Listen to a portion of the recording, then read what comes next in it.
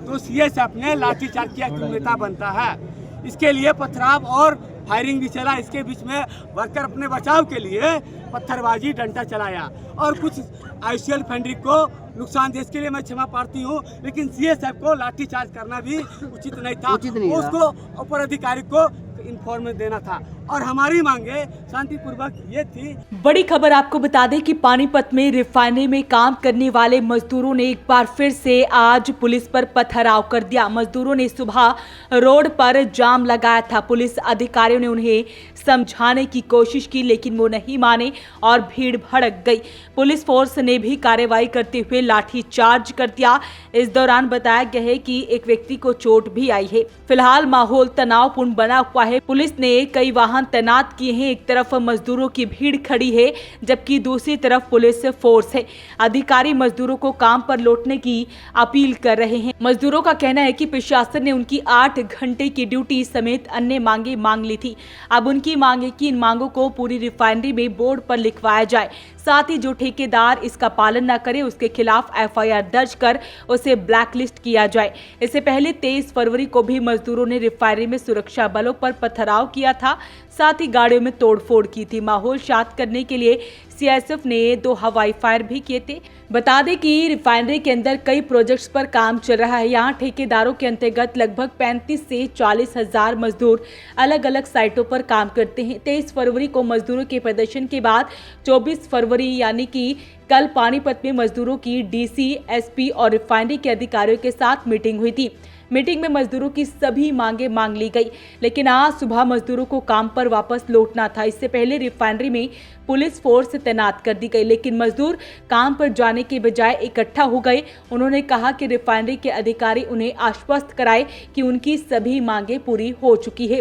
आज सुबह 8:30 बजे मजदूरों ने रोड जाम कर दिया। इसके बाद अधिकारियों ने उन्हें समझाने की कोशिश की, लेकिन वो नहीं माने। भीड़ ने पुलिस पर पथराव कर दिया। इसके बाद टीम ने भी जवाबी कार्रवाई करते हुए मजदूरों पर लाठीचार्ज किया। इस दौरान इन मजदूरों की क्या कुछ मांगे हैं, सबसे पहले आपको वो भी सुनवाते हैं। अस्सलाम वालेकुम। कोई जातिवादी नहीं है मजदूरों में। मजदूर एक रहो, सेफ रहो। कर्मचारी आवाज नहीं उठाते क्योंकि डर, असुरक्षा और उनकी कमी और संगठन नहीं बनाते हैं, उन्हें कमजोर बना देती है। जब मजदूर सच पर और एकजुट बना ले तो उन्हें कोई दबा नहीं सकती है। ठीक है, और हमारी जो भी मांगे थी वो मिला, लेकिन प्रत्यक्ष रूप से नहीं मिला। पानीपत हरियाणा रिफाइनरी आईसीएल के ईडी प्रबंधक मैनेजर द्वारा उनके लेटर पैड पे और उनके लिख कर देना था कि जितने भी प्राइवेट लिमिटेड कॉन्ट्रैक्टर ठेकेदार सूचित रूप से कहा जा रहा है कि जो भी मांगे कामगार मजदूरों ने रखा है उसे दिया जाए, और आईसीएल द्वारा बोर्ड रेट भी सुविधा कामगार भाइयों को दिया जाए, जो हर बोर्ड पे गेट पे लगाया जाए और कंप्लेन लेटर बॉक्स लगाया जाए। जैसे बहुत बड़ी बड़ी कंपनियां हैं, केकेएस, एल&टी, टोयो, टेक्निक, बहुत कंपनी है, बीएनडर ठेकेदार है। और उसके बीच में कुछ कॉन्ट्रैक्टर जो है घुसे हुए हैं, जो काम करवा के पैसा लेके मजदूरों को भाग जाते हैं, और मजदूर 3-3 महीना अपने घर परिवार बाल बच्चों को छोड़ कर रहते हैं, और जाते हैं कंप्लेन करने तो उसको कंप्लेन का कोई एक्शन नहीं लिया जाता है। ठीक है, इसके लिए हमको विश्वास है जो हमारा गवर्नमेंट पार्लियामेंट से जो केस हमने जीता है, हमारा बात को गवर्नमेंट आईसीएल प्रबंधक manager ED Shukla madam, Ashutosh Pandey HR में जो बैठते हैं उनको ही पता है, और हमारी मांगों को पूरी करेंगे। लेकिन वो अपने लेटर पैड पे लिख के दे। और हमारी मांगे क्या थी, अब ये सुनिए। मजदूर भाइयों की मांग क्या थी? 8 घंटे की ड्यूटी होनी चाहिए, पेमेंट 1 तारीख से 7 तारीख के बीच होनी चाहिए। आईसीएल का जो बोर्ड रेट है वो मिलना चाहिए।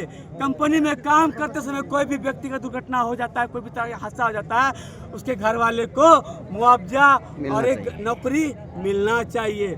ओवर टाइम यानी डबल रोटी नहीं मिलता है, और ना खाने का पैसा देता है। 10 बजे तक काम करवाता है, वो खा जाता है कॉन्ट्रैक्टर, मजदूर, ठेकेदार, मजदूर भाइयों का। ठीक है, हमारे भारत के जितने भी इंटरनेशनल छुट्टी हो चाहे तो हमारे ड्यूटी 26 दिन का होना चाहिए।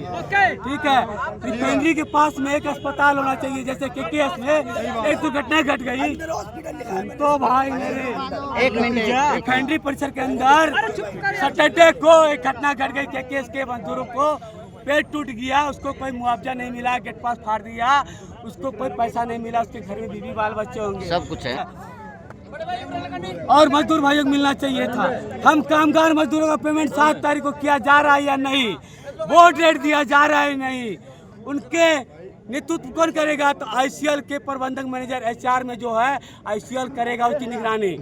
जो भी ठेकेदार है जो पेमेंट काम करवा के भाग जाता है, पैसा नहीं मिलता है, उसका आईसीएल। ठीक है। तो इन मजदूरों द्वारा, कर्मचारियों द्वारा कहा गया है कि जो उनके द्वारा पथराव किया गया उसके लिए वो माफ़ी मांगते हैं। हालांकि उन्होंने अपनी मांगों को लेकर यहाँ पर लगातार वो प्रदर्शन कर रहे हैं, आवाज उठा रही हैं। फिलहाल आमने सामने पुलिस, रिफाइनरी अधिकारी और ये मजदूर है। फिलहाल देखना होगा आगे क्या कुछ होता है। वैसे पानीपत के लिए ब्यूरो रिपोर्ट।